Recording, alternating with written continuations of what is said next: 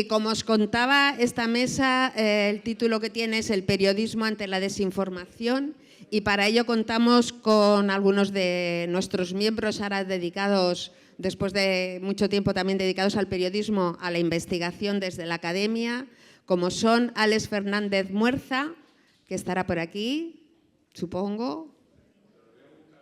¿Tampoco? Bueno, se nos han ido. Bueno, Gemma Teso, profesora de la Universidad Complutense de Madrid, no sé si está.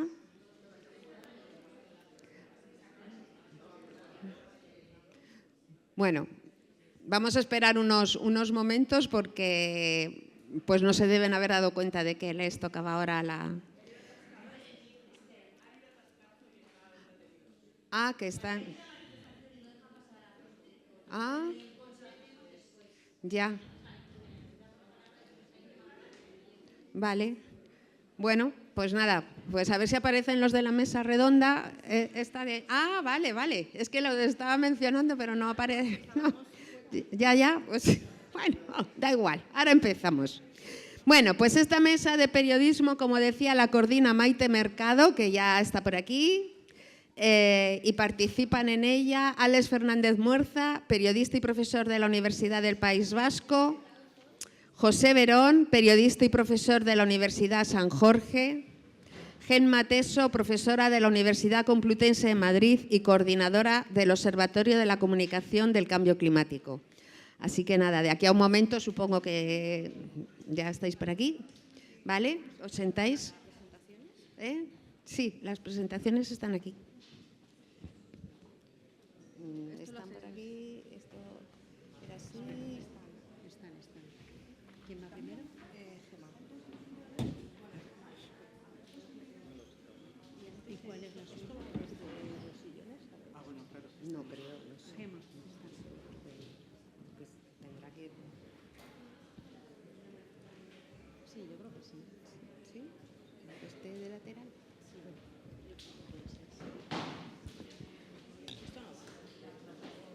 Que me voy a sentar, ¿no?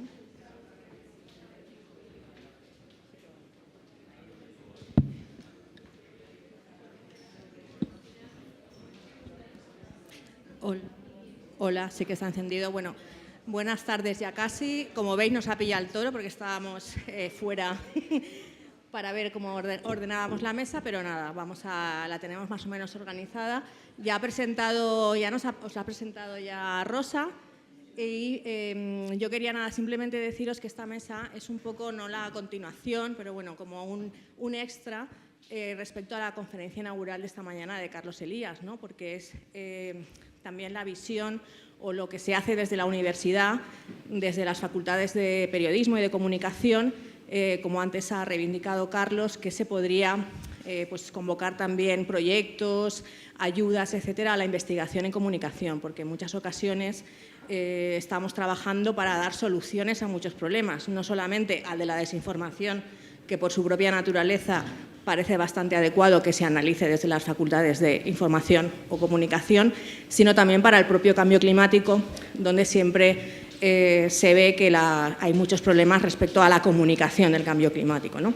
Entonces, esta mesa, por eso tiene en el título que le hemos puesto aquí, bueno, es desde la investigación científica, considerando, porque nosotros sí que consideramos obviamente que la investigación en comunicación es ciencia, somos ciencias de la comunicación dentro de las ciencias sociales y por eso, pues, desde un punto de vista también obviamente muy periodístico, estamos trabajando en estos temas.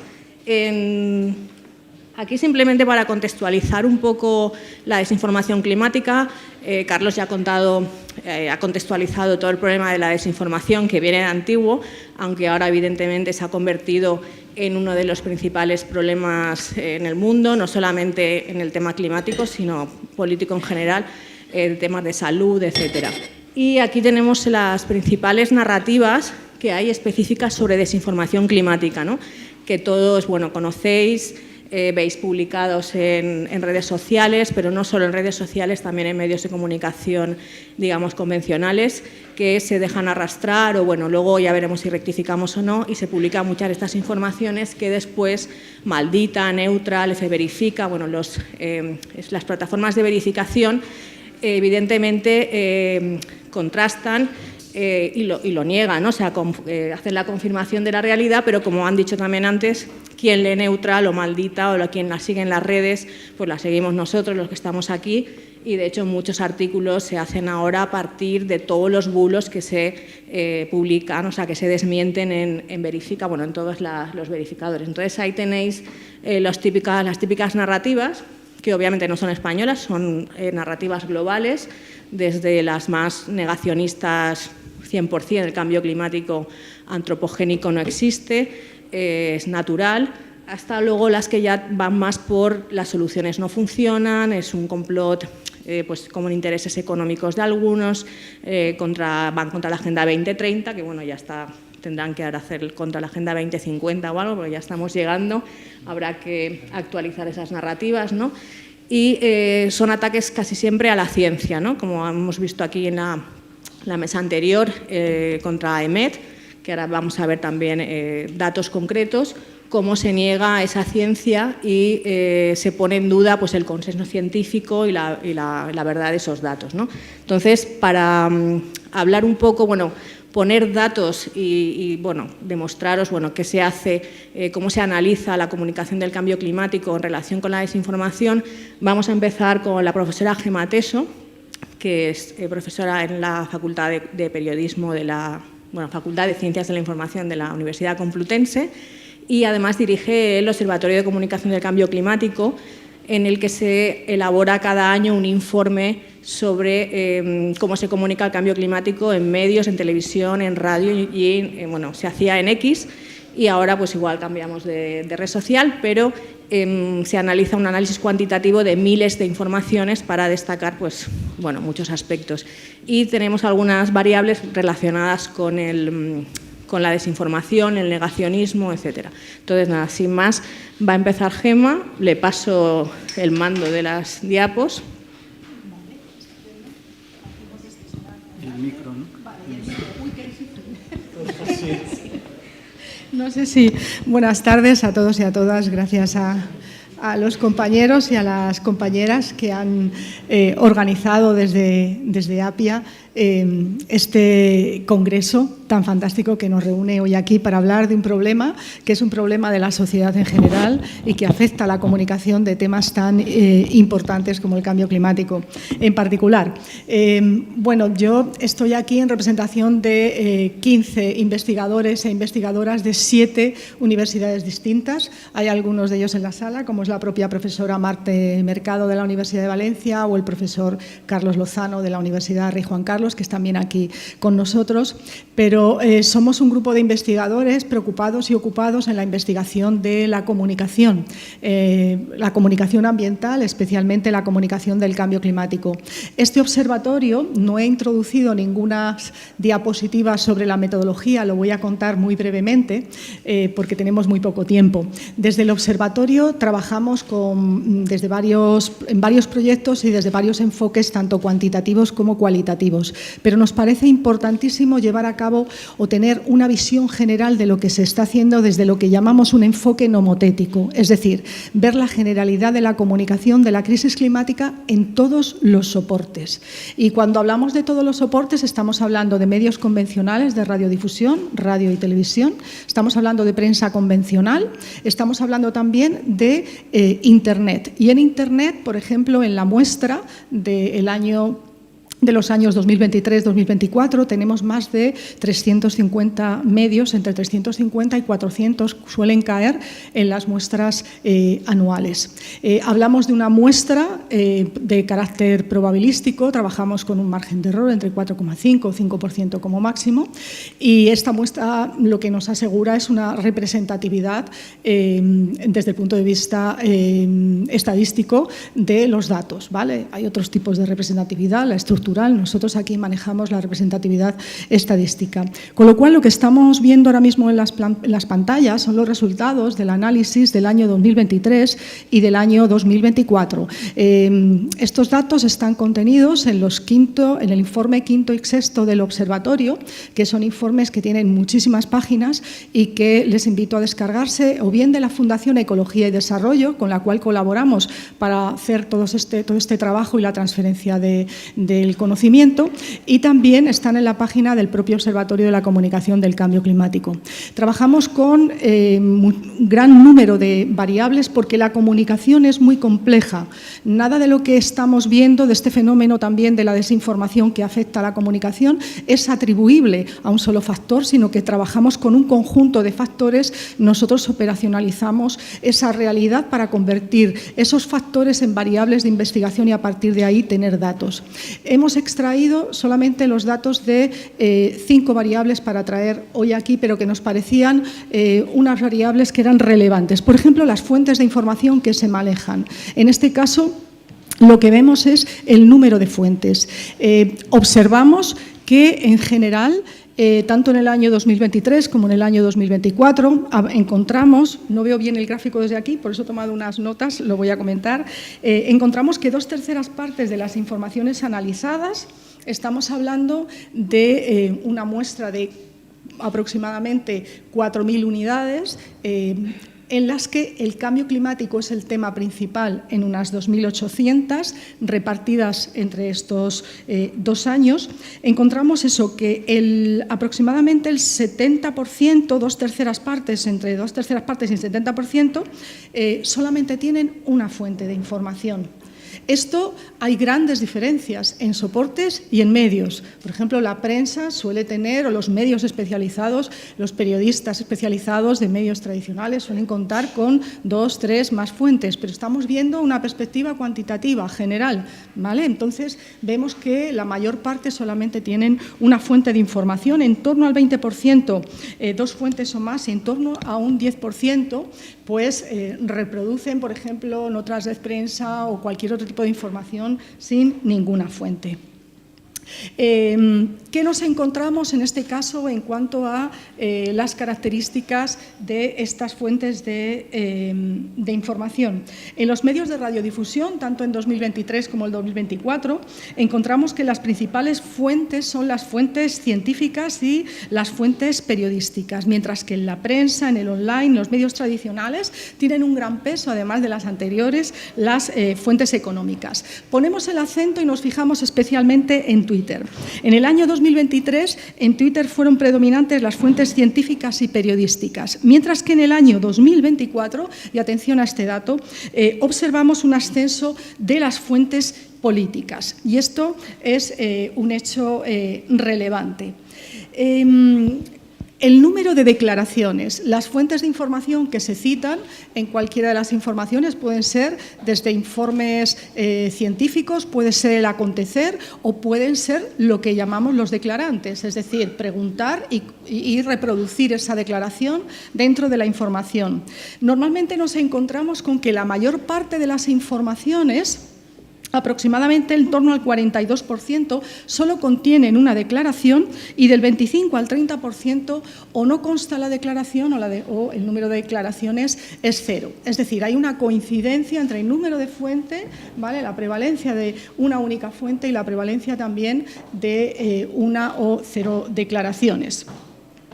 ¿Quiénes son en este caso quienes toman la palabra en los medios como primera declaración? Bueno, pues aquí nos encontramos que en 2023 encontramos esa triada, ¿no?, ese trinomio que encontramos entre ese juego de las 3 esferas, la esfera científica, la esfera política y la esfera mediática. Y en Twitter, en 2023, encontramos, digamos, la esfera ciudadana, porque es una red social.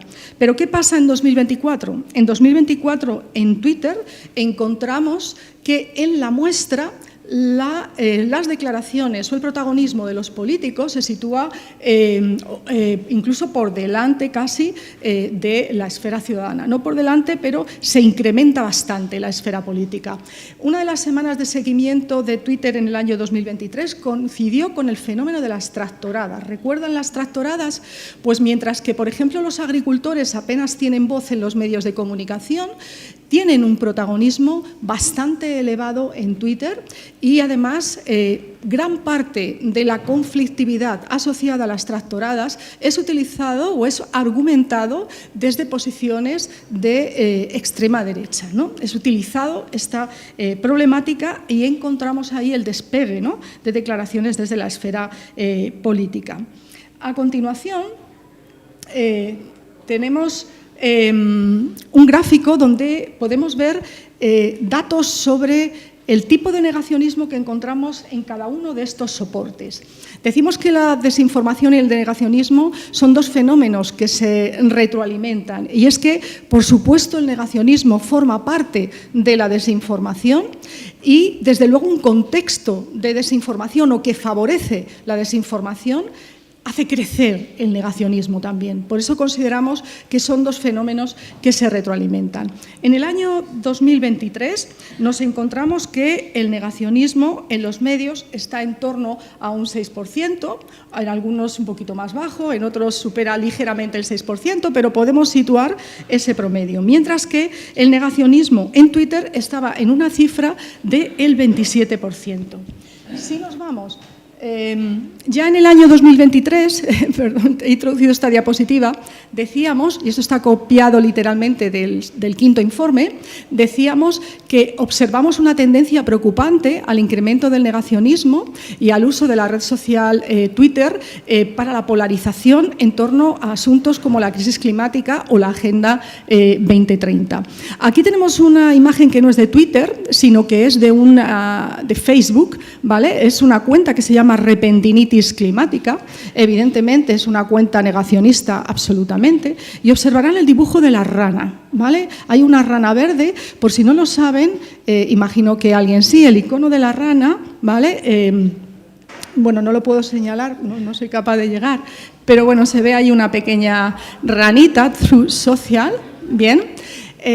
Esta rana es un símbolo de aquellas cuentas de verdad alternativa que forman parte de ese movimiento global que se llama anti-woke, ¿vale? Y que está, digamos, es un movimiento ultraconservador global a lo largo del mundo, ¿vale? Entonces, el tema de la rana es un símbolo con el que se identifican entre sí. Entonces, aquí lo que encontramos, bueno, esto es una ilustración nada más, lo que encontramos es una tendencia que apunta al incremento, y lo que observamos en el año 2024 es un incremento del negacionismo en Twitter hasta llegar al aproximadamente 50%, mientras que en los medios se mantienen, en este caso, en los medios se mantienen en torno a ese 5 o 6% de promedio. Podemos decir que el negacionismo está cobrando un protagonismo muchísimo mayor en Twitter, ¿vale? En un contexto de polarización creciente. ¿Cómo se comunican las soluciones? Esto es un gráfico del sexto informe también. Nos encontramos que mientras que las soluciones, estoy hablando de la normativa, normativas como la Agenda 2030, como la PAC, mientras que apenas se comunican en los medios, vemos que hay un porcentaje muy bajo y que donde más se comunican las soluciones, esta y otras más, es en la prensa, que hace un trabajo muchísimo, la prensa convencional, muchísimo más exhaustivo, por ejemplo, que el online o que los medios de radiodifusión. Sí que encontramos que se habla de la Agenda 2030, se habla de la política agraria común y se habla en la red social X, y no para bien, y no para explicar la Agenda 2030, ¿vale? Sino que es utilizado en muchos casos como un elemento para negar las soluciones o culpar a la Agenda 2030, acusándola casi con el hashtag Agenda 2030 criminal. Llegamos a los discursos de odio. En el año 2023 observamos la escasísima presencia de discursos de odio en los medios de comunicación y sí que encontramos aproximadamente un 11% de discursos de odio en la red social Twitter. Los principales tipos de discursos de odio pues, tienen que ver con la toxicidad severa, los insultos y los ataques a la identidad.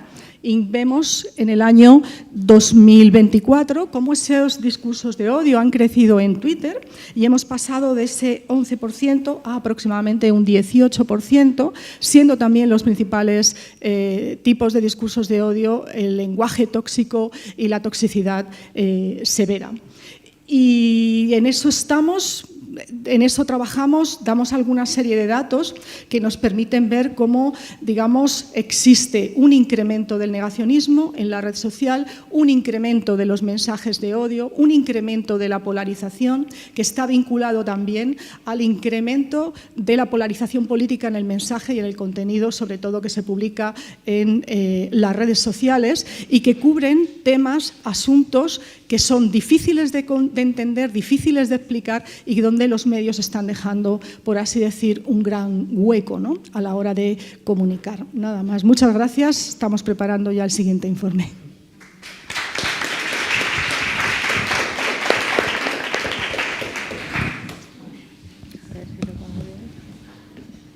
¿Cómo se pone? ¿O es el de PDF?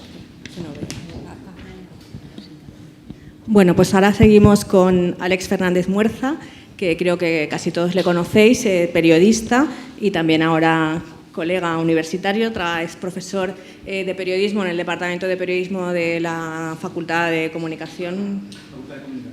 Sí, pero Departamento de Periodismo. En la Universidad del País Vasco. Y bueno, pues da asignaturas de redacción, de periodismo especializado, etcétera. Entonces, él nos va a contar cuáles son los mecanismos o las herramientas de las que se dispone para combatir la desinformación climática o no climática desde distintos ámbitos, ¿no? Entonces, bueno. Vale, pues muchas gracias. Bueno, tengo el mando. Solo tengo dos manos, pero bueno, me apaño.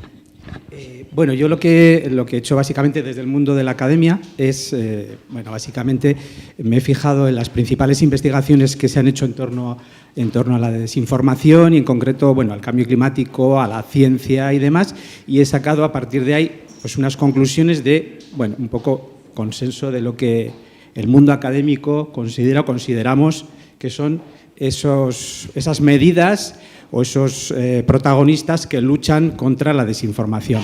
Y yo quería hacer algo, para que no parezca que en el mundo académico somos aburridos o que somos como, ¿no? Pues he querido hacer una pequeña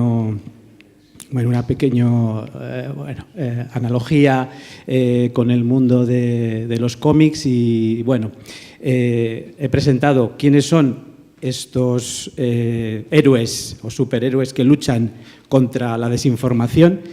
Comentaba antes Jorge que nos están ganando por 20-0, ¿no? Pues igual se quedaba corto, ¿no? Pero ahí veis a Galactus, que es el destructor de los mundos, de las galaxias, y ahí están los Cuatro Fantásticos, que son pues los que intentan salvar a la humanidad de este enemigo que es súper poderoso, ¿no? Y que además hoy en día se ha venido arriba, ¿no? ¿Qué tenemos entonces? Y digo que desde el mundo académico que vemos, como ese estudio que había yo realizado.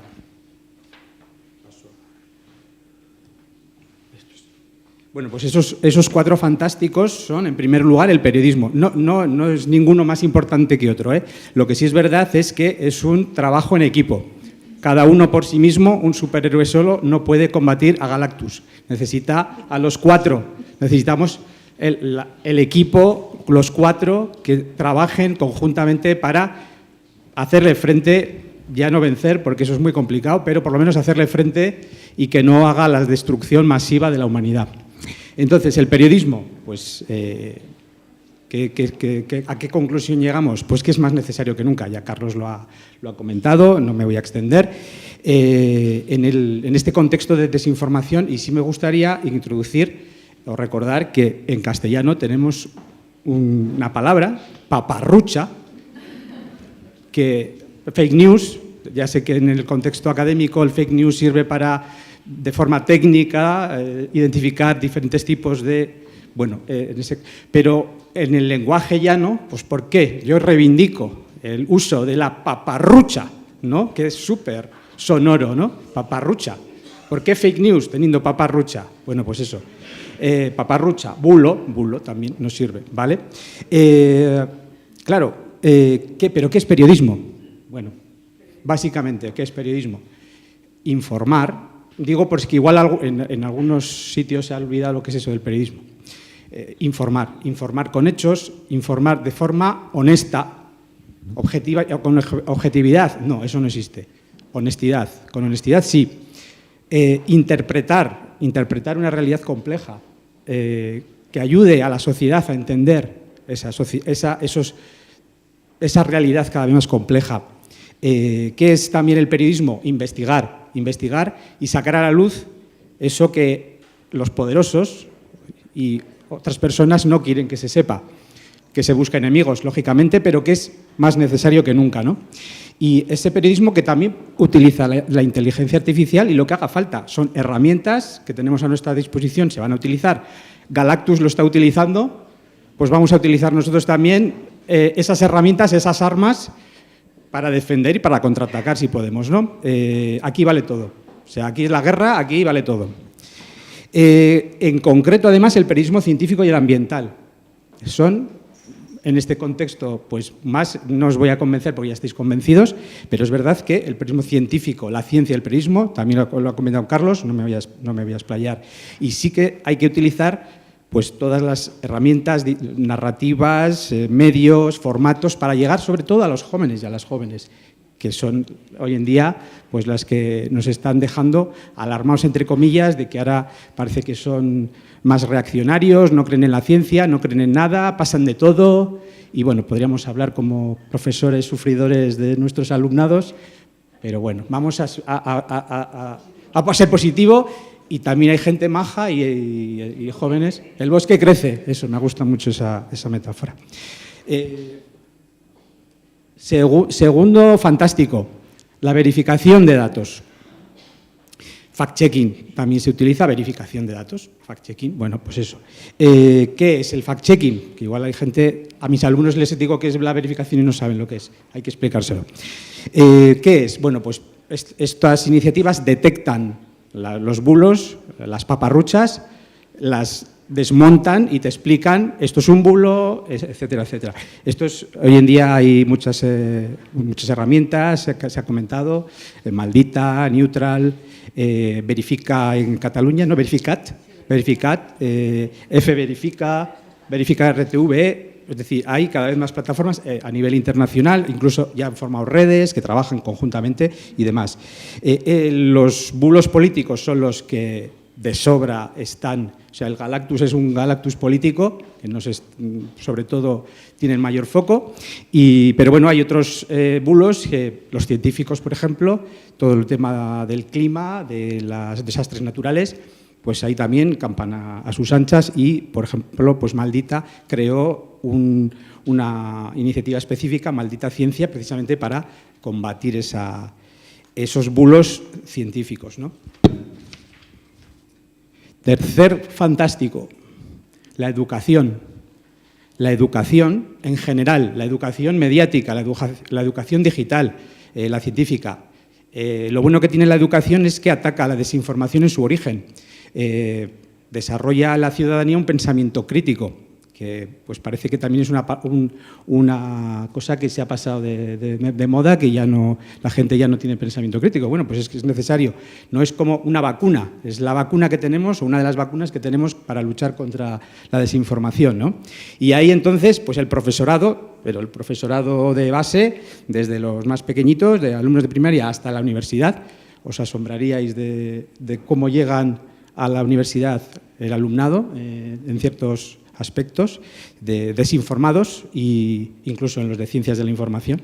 Y entonces pues es fundamental que esté el profesorado y las familias, no solo el profesorado, las familias, la gente, los padres, madres, ¿no? Estar ahí en esa labor y y luchar para eso, evitar desde raíz el auge y la desinformación. Cuarto fantástico, la regulación, las políticas públicas, la normativa, las leyes, las instituciones que pueden reducir las noticias falsas. Sobre todo esa sensación que tienen los creadores de bulos y paparruchas de que tienen total impunidad. Tú hoy en día lanzas cualquier bulo con consecuencias catastróficas. En la anterior mesa lo han comentado. Los bulos matan, son letales y sin embargo no pasa nada. ¿Sabemos a alguien que haya ido a la cárcel por difundir bulos y demás? No. Entonces, ahí también hay otro de los fantásticos que tienen que pueden hacer cosas, ¿no? Hay leyes ya concretas, por ejemplo, se han creado leyes para combatir bulos concretos como los deepfakes, que son estos vídeos, el vídeo que comentaba, por ejemplo, la responsable de IOBE de SXA, pues son vídeos que parecen realistas, no lo son. Ese tipo de vídeos que van a ser cada vez más numerosos. La tecnología avanza muchísimo y la calidad y la cantidad va a ser brutal. Y bueno, pues es un poco esas 4 fantásticos. ¿Qué tal vamos de tiempo? Bien, sigo. Vale. Desafíos. Desafíos que tienen estos 4 fantásticos.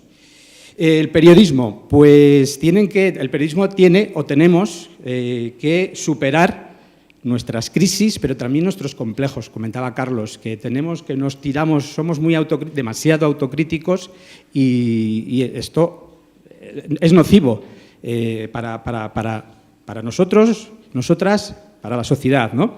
Necesitamos medios y periodistas de calidad y pues que puedan estar a la altura de este Galactus que nos está bombardeando por todas partes, ¿no? Y tiene que evitar también el catastrofismo, tiene que evitar las noticias negativas, todo este tipo de narrativas negativas y todo lo contrario. No ser happy flower de qué bonito es todo, no, es periodismo de soluciones, el descubrir el lado positivo sí, pero buscando soluciones y que la gente pueda actuar, ¿no?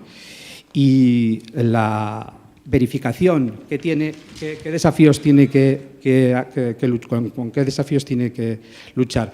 Bueno, hay diversas leyes o diversos efectos que se han estudiado. Al final, las verificaciones tienen un problema que es mucho más fácil crear los bulos que combatirlos. Y aquí me gustaría sacar leyes o principios que son interesantes. La ley de Brandolini, o es el principio de asimetría de la estupidez. De la estupidez, en este caso, que es la cantidad de energía necesaria para refutar una falsedad es mucho mayor que la que se necesita para difundirla. Con lo cual, es asimétrico. Es muy fácil difundir un bulo, sacar un bulo, y es muy difícil combatirlo. Y luego hay otro el efecto Dunning-Kruger, que básicamente habla de los cuñados, de todos esos cuñados y cuñadas que tenemos, seguramente que todos tenemos. Este cuñado es alguien que cree que sabe algo y pues suelta la mayor barbaridad y ya está, y lo suelta, no tiene ningún pudor. ¿Qué pasa? Que luego está el experto. En esta mesa que habéis hecho anterior habéis dicho, no, yo no soy experto, yo no me... Es efecto Dunning-Kruger del libro. Ahí en la mesa se ha visto claramente. El experto, soy modesto, yo no soy experto, llevo 25 años trabajando y yo no sé nada, yo soy modesto. El cuñado te dice, yo sé lo de la dana, yo sé lo de los efectos, todo, yo lo sé todo, habla sin pudor, y en cambio el experto es más modesto, da datos, da no sé qué, tal. ¿Quién llega con el mensaje? Efecto Dunning-Kruger. La educación, pues falta apoyo económico, institucional, social, para la educación. La gente cuando sale a la calle, queremos más educación. ¿Qué está pasando con la educación pública? Ya sabemos. Regulación, ¿qué problema tiene la regulación?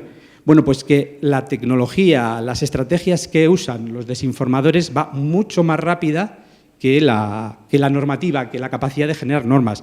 Pero además, cuando se genera una norma, y esto está ocurriendo en el mundo ambiental también, en muchos sectores, se crean buenas normas después de muchos años de trabajo. ¿Y qué pasa? Que luego no hay medios, materiales ni humanos para ejecutarlas y que esa ley se cumpla y, pues por ejemplo, a los responsables de algo se les es un clásico de las leyes. Buenas leyes, mala ejecución, no hay medios para eso.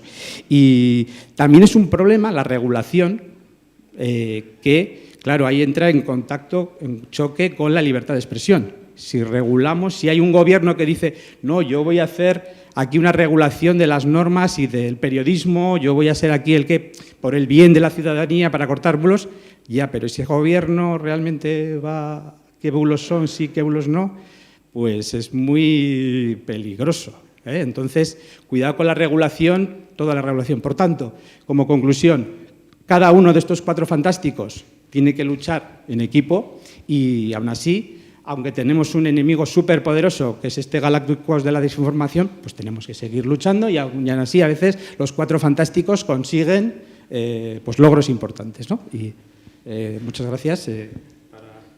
Dejo ahí mi correo electrónico, Bueno, y ahora para acabar, luego en el debate, si queréis preguntar, bueno, algunos aspectos sobre la regulación, por ejemplo, que provocan a lo mejor más debate.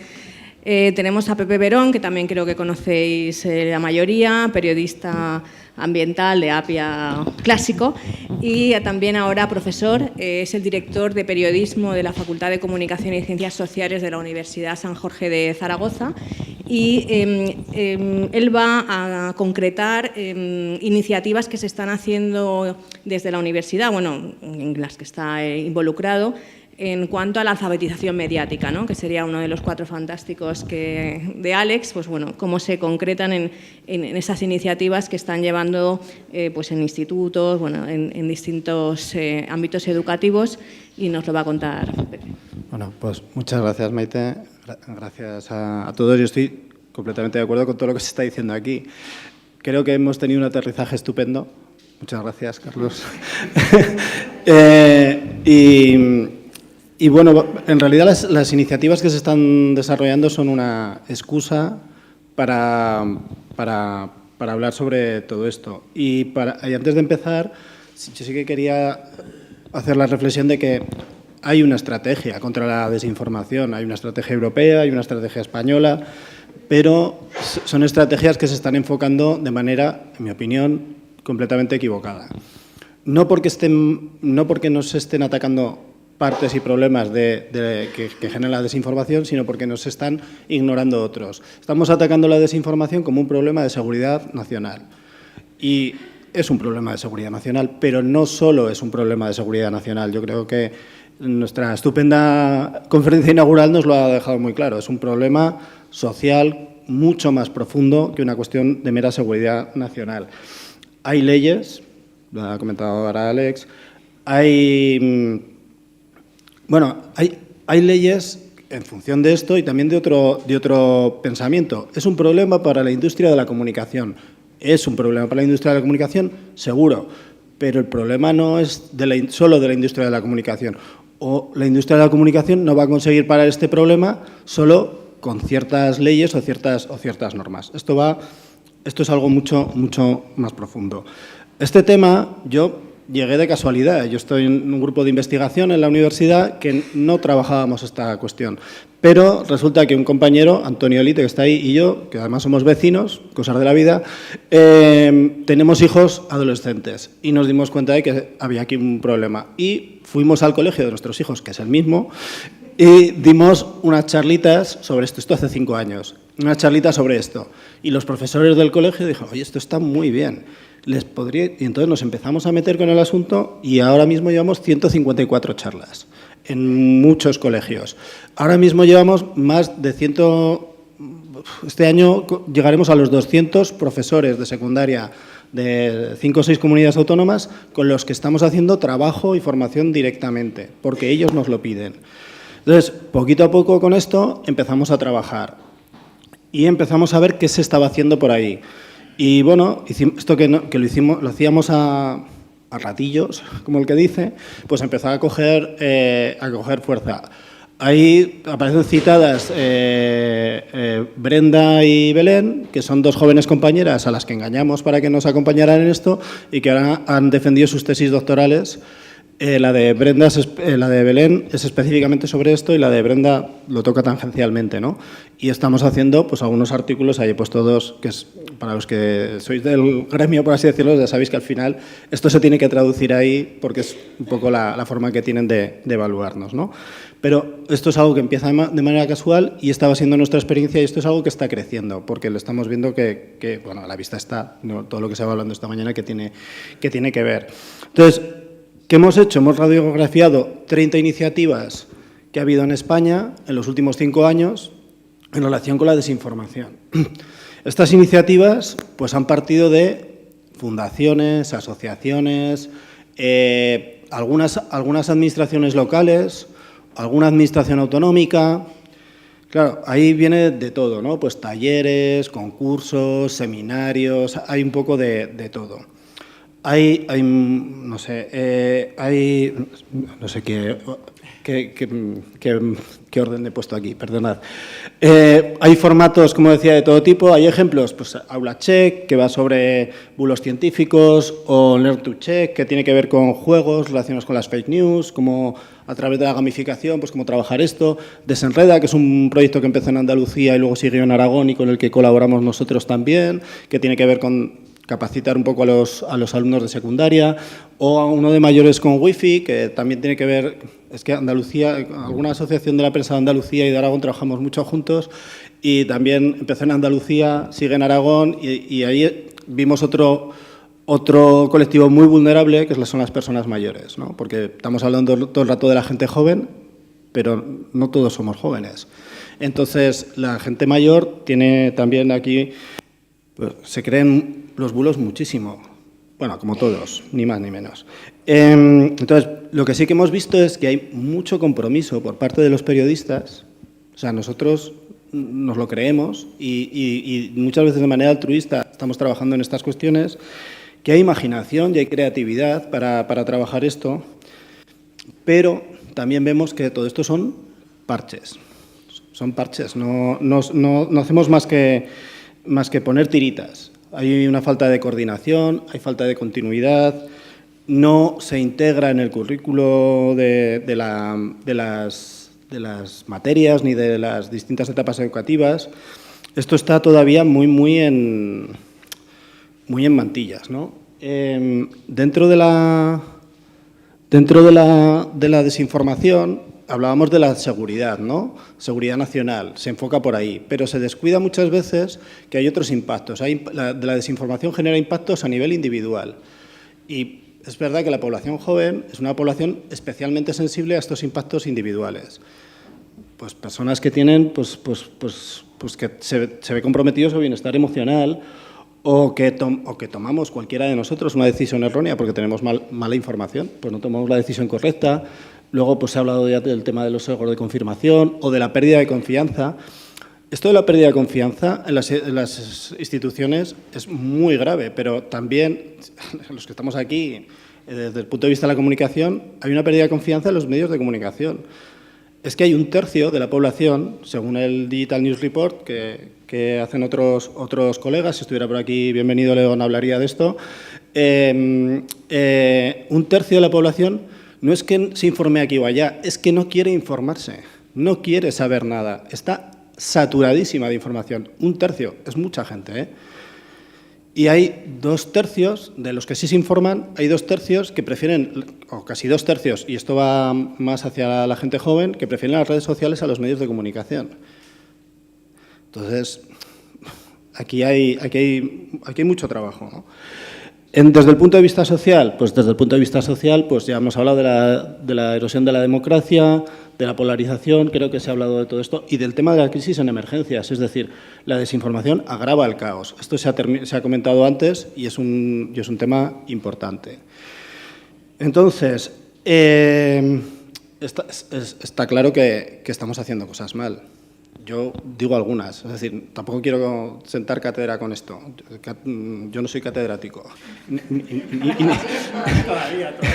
Bueno, ya he llegado muy mayor yo al mundo de la universidad. Entonces, ¿qué estamos...? Lo digo con un poco con sorna porque ya tenemos a un catedrático en la sala, ¿no? y es una forma de hablar que no que todos me entendéis lo que quiero decir, ¿no? Pero bueno, ¿qué creo yo que se está haciendo mal? Pues hay una falta de continuidad, eso está clarísimo. Es que no hay estas 30 iniciativas que hemos visto, pues se presentan a una convocatoria, les dan una subvención, duran 6 meses, duran 1 año, 2 años y terminan. ¿Por qué? Porque se acaba el dinero. Estiramos mucho las cosas y lo hacemos con muy buena voluntad. No os podéis imaginar lo que se hace con 3.000 eurillos. O sea, se prolongan estas iniciativas en una barbaridad, pero el dinero se acaba. También es verdad que las consejerías, es que esto no es mi responsabilidad. Bueno, te dan un dinerillo, empiezas y cuando la cosa empieza a funcionar, es que ya no hay presupuesto. Ahora lo vamos a hacer a otro tema de innovación educativa. Claro, la innovación educativa tiene un problema, que es que llega un momento en que deja de ser innovación. Entonces hay que hacer otra cosa para seguir haciendo innovación educativa. Bueno, esto son cosas de las miserias del sistema. Entonces, es cierto que hay algunas leyes educativas que mencionan esto. Todos los principios, todas las leyes que se hacen, las estrategias de seguridad, de tal, mencionan la alfabetización mediática e informacional. Wow, es una palabra que no me sale nunca. Bueno, pues lo mencionan. Dicen, esto es importantísimo. Y ya. ¿Vale? Entonces, sí, claro, es importantísimo, pero habrá que hacer algo, ¿no? Entonces, no hay una asignatura, no hay recursos. Hay un mapa totalmente fragmentado en España, hay comunidades autónomas en las que se hacen muchas cosas, hay otras en las que no se hace nada. Ya, esto no tiene mucho sentido, ¿no? Luego viene el Foro Económico Mundial y nos dice, la desinformación es uno de los mayores riesgos globales. Fenomenal. Pero lo tratamos siempre como un problema menor, y no es un problema menor, es un problema que está generando muchos otros problemas. Hay un riesgo de colapso del sistema democrático muy evidente. Hemos hablado de la polarización, de los colectivos vulnerables y también de este periodismo, de esta industria, si queréis, porque al final, si no hay una industria, si no hay una economía que sostiene nuestro trabajo, no vamos a poder trabajar. Es decir, se decía antes, los periodistas tenemos que tener recursos, fenomenal, pero alguien nos tendrá que dar esos recursos o nos los tendremos que buscar nosotros, pero está la cosa un poco complicada, ¿no? Entonces, todo esto lo estamos haciendo mal. ¿Qué podemos hacer bien? Pues podemos hacer muchas cosas bien. Se podría generar una asignatura desde obligatoria, desde primaria sobre esto, sí. ¿Qué trabajamos? ¿La alfabetización mediática? Sí, pero el pensamiento crítico también. Y el pensamiento crítico es esencial. Sin pensamiento crítico, todo lo demás se nos cae, pero es que se nos cae todo, no solo esto. No estoy hablando de contenido transversal, eso ya está y no funciona. El contenido transversal no funciona, es una milonga. Vamos a introducir el medio ambiente como contenido transversal. Mentira. ¿Vale? Porque a veces funciona y a veces no. O sea, eso es dejarlo a criterio del maestro, del profesor, de quien sea. Es decir, estamos hablando de una materia estructurada, una asignatura constante, pum, pum, pum, que vaya avanzando y que vaya incrementando su nivel en función de las competencias que van adquiriendo ese alumnado. Tiene que haber, evidentemente, un plan nacional coordinado. ¿Por qué no hay un plan nacional coordinado? Pues porque la desinformación les viene muy bien a los partidos políticos en determinados momentos para sus peleas. Y entonces, eso que es una visión, en mi opinión, bastante miserable del asunto, pues es lo que triunfa, porque es el cortoplacismo. Y no estamos viendo cómo hay una degradación conjunta progresiva de la sociedad. También habría que mejorar la formación a los docentes, porque los docentes no saben por dónde les viene el aire. Me estoy refiriendo a los docentes que están en los colegios y en los institutos. No saben por dónde les va el aire. Y cuando les ayudas, se les abren los ojos y te dan las gracias y lo intentan aplicar. Pero hay que explicarles. ¿Qué se está haciendo hasta ahora? Les damos unas guías estupendas, unos libros con unos colorines, pero fantásticos. Claro, pero si no tienes una base, eso es muy difícil de aplicar. Yo creo que los periodistas también tenemos mucho que hacer. Tenemos mucho que hacer en esa formación de los profesores. Tenemos que convertirnos también nosotros en profesores, que no sé por qué los periodistas es algo a lo que durante mucho tiempo hemos renunciado y ahora que queremos ser profesores solo nos dejan ser de lengua y literatura y el tema de los sintagmas a nosotros no se nos da bien. O sea, nosotros utilizamos el lenguaje para cosas útiles, ¿vale? Para que se nos entienda. Yo tengo mis movidas también. Y entonces, creo que ahí los periodistas tenemos una vía en la que tenemos que insistir.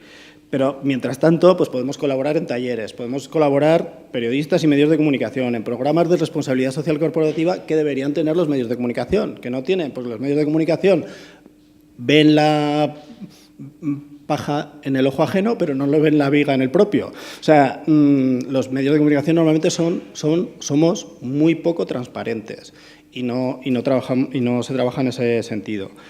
Las universidades estamos trabajando mucho, aquí estamos unos cuantos, pero hay muchos otros compañeros en muchas universidades trabajando cosas súper interesantes, con perspectivas muy diferentes. Hace falta generar más alianzas. Intentamos tejerlas, pero no es fácil, y trabajar un poco de todo esto. Y luego, pues, innovar en formatos, pues, temas de gamificación, de experiencias inmersivas, de tal, pero yo creo que ahí quizás sea lo que ya llevamos trabajando más importante. Y aquí, pues, quería insistir en este rol de los periodistas. Uy, me he ido, perdón. En este rol estratégico que debemos tener los periodistas, ¿de acuerdo? Porque tenemos que liderar esto, tenemos que liderar la formación, tenemos que colaborar en proyectos, tenemos que recuperar nuestro lugar como garantes de la verdad. Se ha hablado mucho de que lo hemos perdido, pero creo que no nos tenemos que limitar solo a pensar que los periodistas tenemos que estar en los medios de comunicación. Esa es una parte de la comunicación. La sociedad ya no es así, lo fue. Antes la comunicación iba por los medios. Hemos visto a lo largo de estas pocas, digo pocas porque va a haber muchas más intervenciones en el Congreso, que la comunicación ha cambiado. Y entonces tenemos que buscar esas y estar allí donde podemos ser útiles, no solo en los medios. Los medios son una parte fundamental. No digo que los periodistas tengamos que dejar de estar en los medios de comunicación, pero no solo ahí, ¿no? Porque es que además pensad que todas estas cosas que podemos hacer, hay que hacerlas. Y si no las hacemos nosotros, ¿quién lo va a hacer? ¿Quién va a luchar contra la desinformación si no lo hacemos nosotros? ¿Los políticos? ¿Los fontaneros? No lo sé. ¿Las empresas? Es decir, seguramente tendrán todos que poner algo de su parte, pero tenemos que creérnoslo y tenemos que liderar esto. Yo estoy muy de acuerdo, ahora ya se me pierde un poco quien ha comentado esto, de que los periodistas somos muchas veces nuestro peor enemigo. Nos criticamos mucho a nosotros y nos hacemos de menos. Lo has dicho tú, ¿no, Carlos? Sí. Pues... es que es así. Y tenemos un cainismo ahí y tal, y tenemos que alejarnos un poco de eso. Bueno, paso de esto. Y si tenéis interés, ahí hay un par de cosas que han salido hace poco, y mi correo electrónico, si... Muchas gracias, Pepe. Bueno, creo que...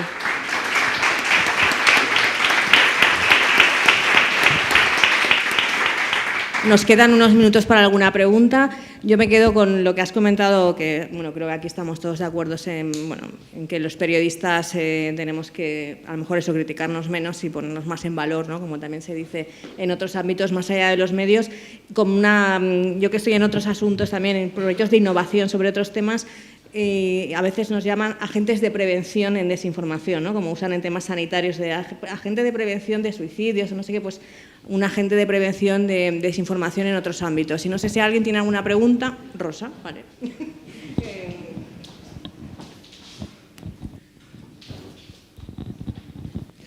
Hola, muchísimas gracias por toda la información que nos habéis facilitado. Yo sí que quería haceros una pregunta. Vosotros que os dedicáis a hacer investigaciones, si detectáis, aparte de que hay más bulos en las redes y más desinformación, se aumenta o disminuye la información, en el caso del medio ambiente, en los medios de comunicación en los últimos años. Antes de venir, por poner un ejemplo, he mirado prácticamente todas las portadas de todos los periódicos digitales, etcétera, etcétera, no había ni una sola noticia de índole ambiental relacionada con eso. Entonces, no sé si esta percepción de que igual está ganando el relato negacionista y de la desinformación en estos temas concretos respecto a lo que lo puede contrarrestar, se está detectando en vuestros trabajos, investigaciones o no.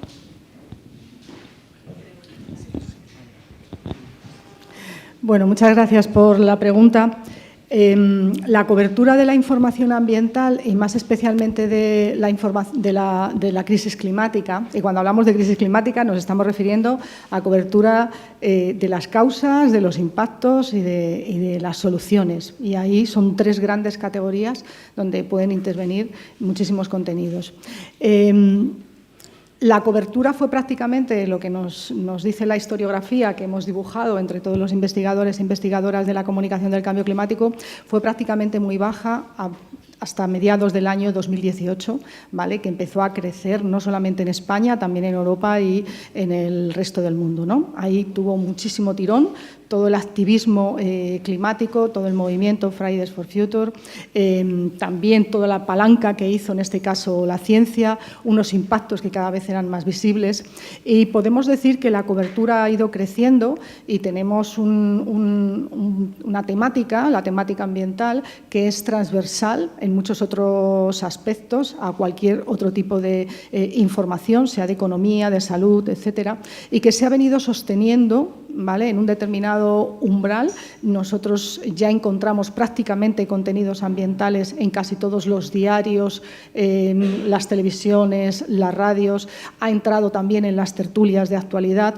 Ahora bien, una cuestión es que esa información ambiental se esté sosteniendo a los niveles, por ejemplo, que alcanzó en el año 2021, 2022, 2023, y otra cosa es que vaya acompasada la cobertura con la gravedad, la transversalidad y los impactos que está teniendo la crisis climática y la complejidad de la crisis climática y de todos los problemas ambientales, la interrelación, además, de varios problemas ambientales. Desde nuestro punto de vista, hay un compañero, Rogelio Fernández Reyes, que forma parte también del observatorio. Él sigue sobre todo la prensa convencional. En el año 2024 detectamos una ligera caída, pero es una ligera caída, ¿no?, en relación con años anteriores. No es una caída en picado como sí observamos, por ejemplo, con la pandemia, ¿no? Lo que sí que encontramos es un déficit de cobertura en relación con la transversalidad de los impactos, la complejidad de la gobernanza y toda la maquinaria que se está digamos, desarrollándose para tratar de, digamos, gestionar una crisis tan absolutamente compleja, ¿no? Desde la transición energética hasta cualquier otra medida legislativa de gran alcance o de medio alcance, tanto a nivel internacional como local. Quiero aprovechar, he dicho las tractoradas antes, perdonadme, me he equivocado, no son en 2023, son en el año 2024. Y no sé si hay alguna pregunta más, porque quería reaccionar a algo que han dicho los compañeros, pero si no, damos paso a las preguntas. Sí, hola. A ver si soy capaz de explicar lo que quiero decir sin que se me malinterprete. Llevo toda la mañana oyendo que frente al bulo más periodismo.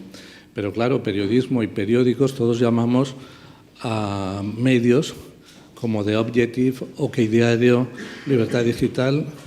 Entonces, claro, es complicado esto que decimos, más buen periodismo y menos mal periodismo, pero es muy complejo. O sea, decir más periodismo, tal como lo estamos diciendo, me parece que no es decir nada. Y es un espacio pantanoso, y se ve cuando el gobierno intentó regularlo, porque enseguida sale la libertad de prensa, la libertad de expresión.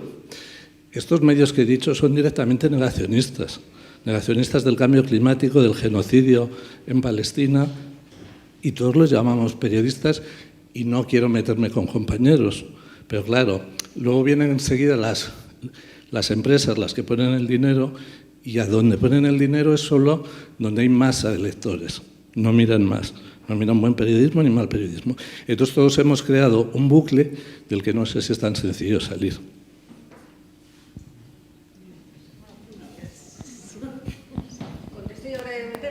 Y creo que... Porque doy la asignatura Fundamentos del Periodismo. O sea, imagínate el dilema en el que vivo todos los días. que creo que un problema también de que se difundan los bulos es que en el otro lado a veces nos la cogemos con papel de fumar. Sí, sí, no, es exacto. Y si hay que decir que el debate, OK Diario, Libertad Digital, son negacionistas, pues se dicen los nombres y ya está.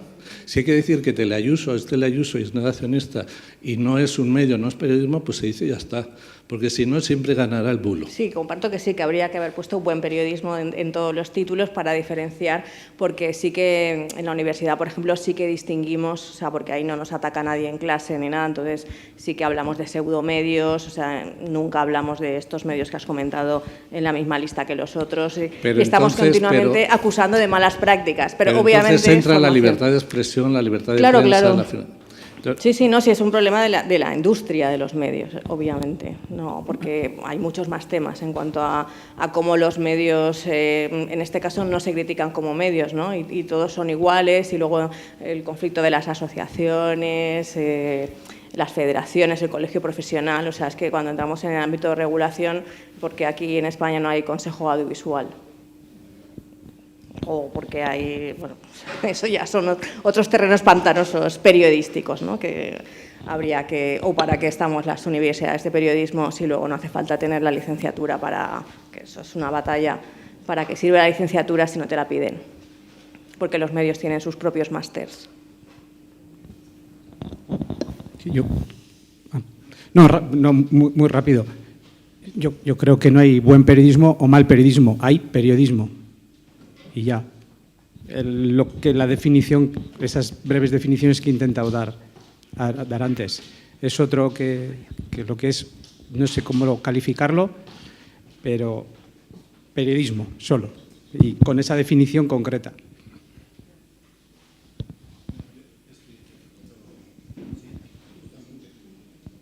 Ahora, lo que acaba de decir Alex me parece fundamental. En relación con esto, Rafa, la cuestión es que no podemos fiar toda la legislación a la regulación, porque la regulación siempre va a tener algunas rendijas.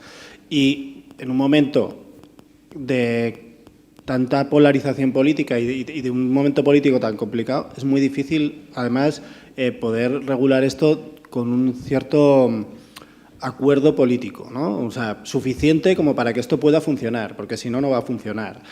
Entonces, yo a lo que creo que tenemos también que apelar es que a la gente deberíamos tener el suficiente conocimiento, la gente, al ciudadano medio, como para darles la espalda a estas cosas, ¿no? O pseudomedios, o llámalo como quieras. Es decir, cualquiera tiene la capacidad y la libertad, porque la tiene, de montarse una cosa en Internet y empezar a contar lo que le dé la gana.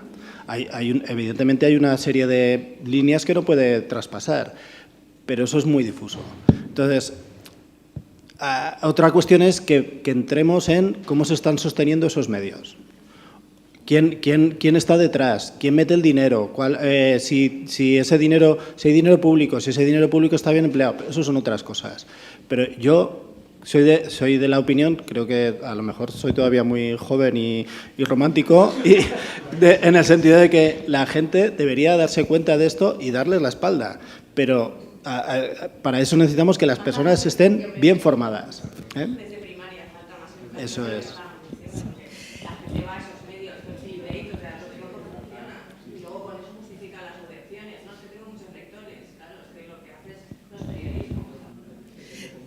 Sí.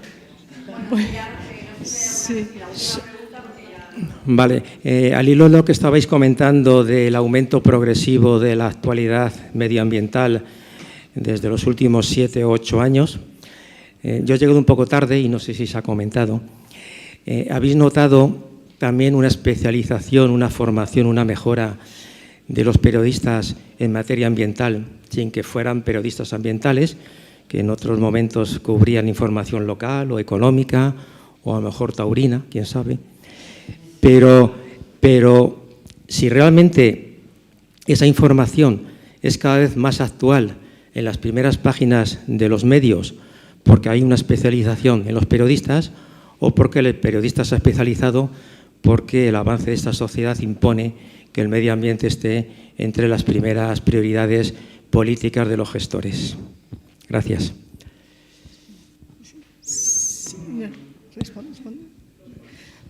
Bueno, gracias por la pregunta. La primera cuestión es que sí que hemos notado desde el observatorio, hacemos un seguimiento del grado de cumplimiento del decálogo que firmaron más de 100, o que han firmado más de 100 medios, que es un decálogo de recomendaciones para la comunicación del cambio climático en los medios. Es verdad que la realidad en los medios es muy compleja. Hay medios que en su día lo firmaron y que ahora la dirección editorial es completamente distinta, incluso negacionista, que eso lo hemos observado.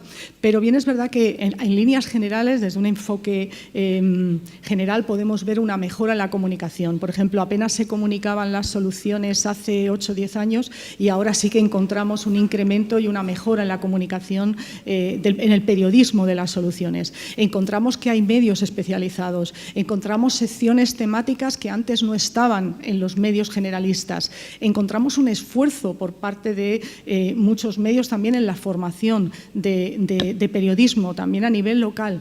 ¿Qué es lo que sucede? Pues que estamos en un ecosistema extraordinariamente complejo y estamos hablando de que existen, digamos, medios consolidados que trabajan en honor a la verdad, que es como se hace el periodismo. Es que el periodismo es eso, ya parece que se olvida, es que si no, no es periodismo. Y encontramos, por ejemplo, pues un gran ruido y una gran cantidad de comunicación de la crisis de cambio climático que no está hecho por periodistas. Y ahí, bueno, pues vinculo un poco la pregunta que había hecho Rafa. Por ejemplo, vayámonos al canal de YouTube de Libertad Digital. Simplemente yendo a este canal tiene decenas de miles de suscriptores. Hay una comunicadora en este canal que es química, ¿vale? He mirado su perfil, se llama Ana Hernández. Aquí estoy viendo una noticia suya que tiene 75.823 visualizaciones, 3.200 me gusta y que se titula «Sánchez miente hasta en el calor».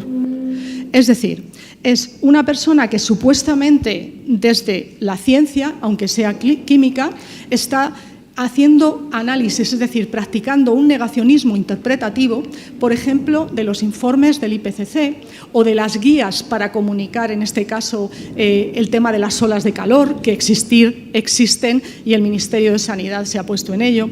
¿Cuál es la estrategia? La estrategia es llevar absolutamente lo que es un asunto científico al terreno político y, en este caso, tratar de desnudarlo o de interpretarlo desde una pseudociencia.